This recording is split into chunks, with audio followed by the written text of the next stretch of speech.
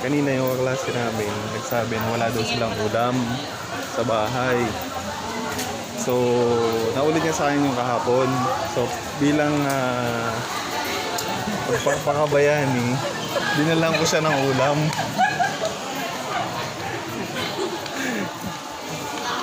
So, may extrang pansit sa bahay. Dinala ko sa ngayon.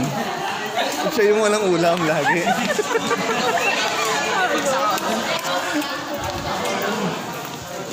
So, bilang pagpapakarisal sa panahon ngayon, ginawan ko siya, binigyan ko siya ng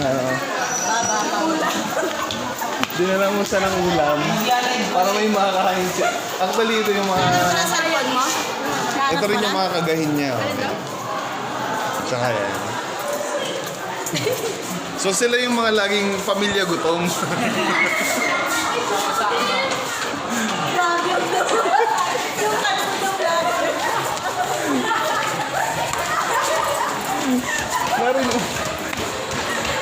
Nandito na po yung pamilya gutom.